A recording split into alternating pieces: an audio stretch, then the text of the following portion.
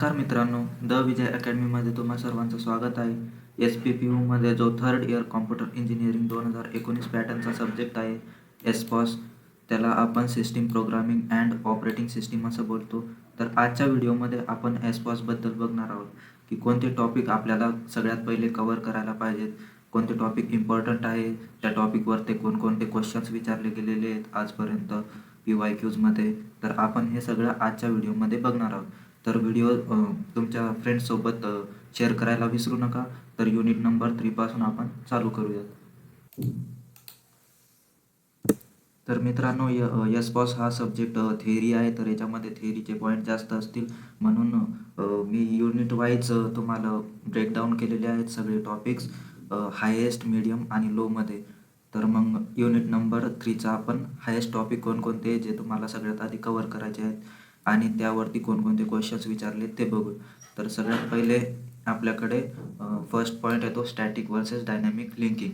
तर याच्यामध्ये DLL पण येतं. तर याच्यामध्ये डिफरन्स बिटवीन विचारतात या दोघांचा, त्यानंतर DLLचा नीड विचारतात आणि काही इम्पॉर्टंट टॉपिक विचारतात. तर हे 2 क्वेश्चन्स या टॉपिकवरती विचारले गेलेले आहेत मल्टिपल पेपर्समध्ये, म्हणजे प्रत्येक पेपरमध्ये या टॉपिकवरती क्वेश्चन येतो.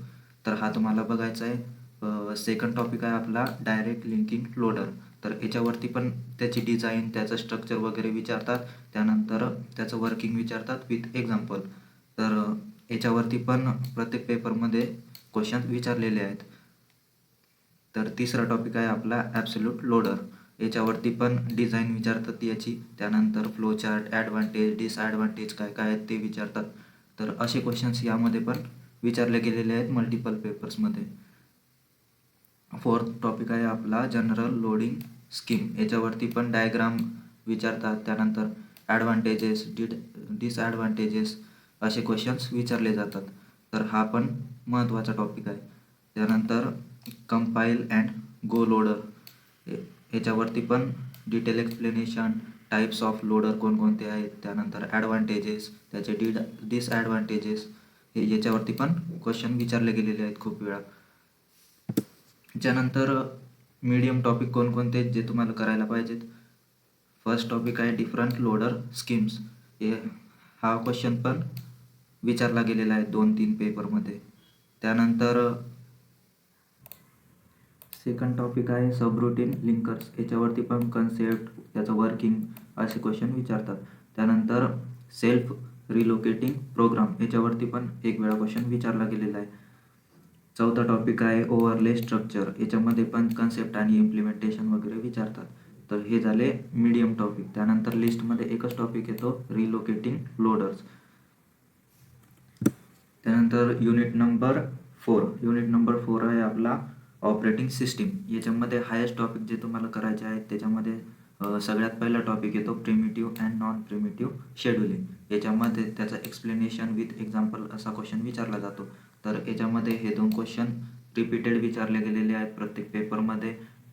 सेकंड टॉपिक आहे आपला शेड्युलिंग अल्गोरिदम्स. याच्यामध्ये वेगवेगळे अल्गोरिदम्स येतात, जसं की SJF, RR, प्रायोरिटी अल्गोरिदम, असे वेगवेगळे अल्गोरिदम विथ एक्झाम्पल विचारतात. त्याचे जॅन्ट चार्ट्स पण विचारतात. तर हा सगळ्यात इम्पॉर्टंट टॉपिक आहे आणि याच्यात न्यूमेरिकल पण विचारले जाऊ शकतात.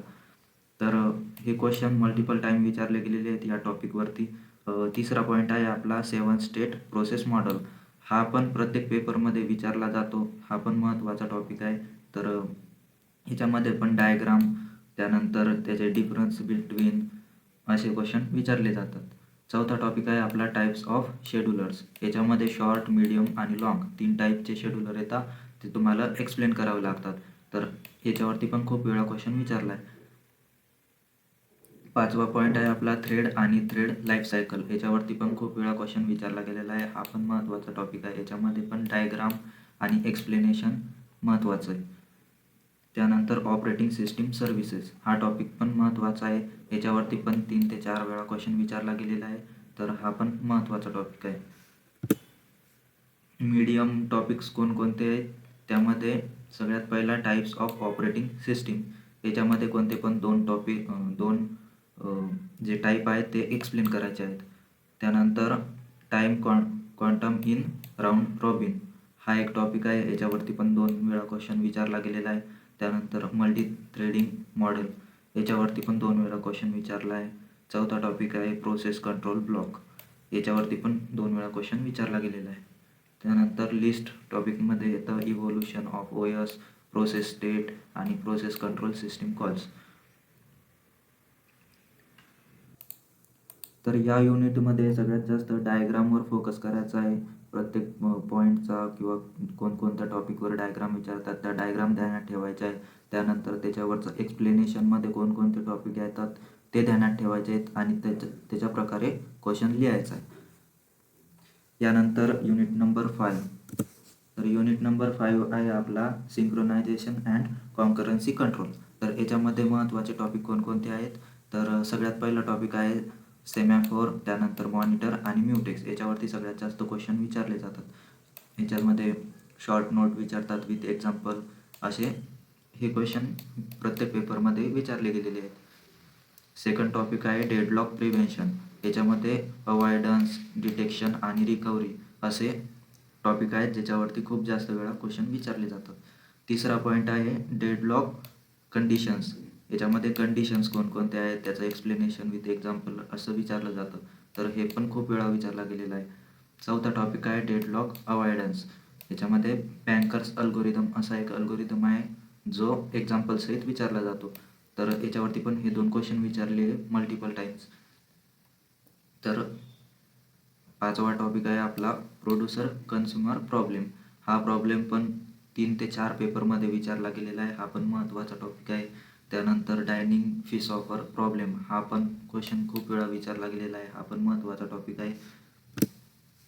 याच्यानंतर मीडियममध्ये येतात रीडर रायटर प्रॉब्लेम, हा पण 2 पेपरमध्ये विचारला गेलेला आहे, हा पण महत्त्वाचा आहे. त्यानंतर hardware approach for mutual exclusion, तर हा टॉपिक पण आहे. याच्यामध्ये ॲडव्हान्टेजेस आणि डिसॲडव्हान्टेजेस विचारतात. त्यानंतर लिस्टमध्ये प्रिन्सिपल अँड इश्यूज विथ कॉन्करन्सी, त्यानंतर software approach for mutual exclusion. तर असे हे 5व्या युनिटचे टॉपिक आहेत जे तुम्हाला करायला पाहिजेत. त्यानंतर युनिट नंबर 6 मेमरी मॅनेजमेंट. याच्यामध्ये हायेस्ट टॉपिक कोणकोणते आहेत, तर हा युनिट थोडासा मला मोठा वाटतो, म्हणून याच्यावरती जास्त फोकस करा तुम्ही, कारण यामध्ये खूप जास्त टॉपिक आहेत कवर करण्यासाठी. तर पूर्ण हा थेअरी सब्जेक्ट आहे, म्हणून याच्यामध्ये फक्त थेअरी करावी लागेल तुम्हाला. सगळ्यात जास्त लक्षात ठेवायची पॉईंट वाईज कोणकोणते टॉपिक आहेत, त्याच्यामध्ये कोणकोणते सब टॉपिक आहेत वगैरे. तर याच्यामध्ये हायेस्ट टॉपिकमध्ये कोणकोणते येतात युनिट नंबर 6मध्ये, सगळ्यात पहिला पेज रिप्लेसमेंट अल्गोरिदम्स. याच्यामध्ये FIFO, LRU आणि ऑप्टिमल याच्यावरती खूप जास्त वेळा क्वेश्चन विचारले जातात. तर याच्यामध्ये हे 2 क्वेश्चन जे आहेत ते खूप जास्त वेळा विचारले गेलेले आहेत प्रत्येक पेपरमध्ये. दुसरा सेकंड पॉईंट आहे आपला मेमरी ॲलोकेशन स्ट्रॅटजी. याच्यावरती पण खूप वेळा क्वेश्चन विचारला गेलेला आहे, हा पण सगळ्यात महत्त्वाचा टॉपिक आहे. 4 ते 3 पेपरमध्ये असे क्वेश्चन्स विचारले जातात. तिसरा पॉईंट आहे आपला पेजिंग अँड सेगमेंटेशन. याच्यामध्ये एक्झाम्पलसहित एक्सप्लेन करा, कम्पेअर करा किंवा डायग्रामसहित एक्सप्लेनेशन द्या, असे क्वेश्चन विचारले जातात, तर हा पण खूप वेळा विचारला गेलेला आहे. चौथा टॉपिक आहे आपला TLB म्हणजेच ट्रान्सलेशन लुक साईड बफर. तर असा हा टॉपिक आहे, याच्यावरती पण खूप वेळा क्वेश्चन विचारला गेलेला आहे.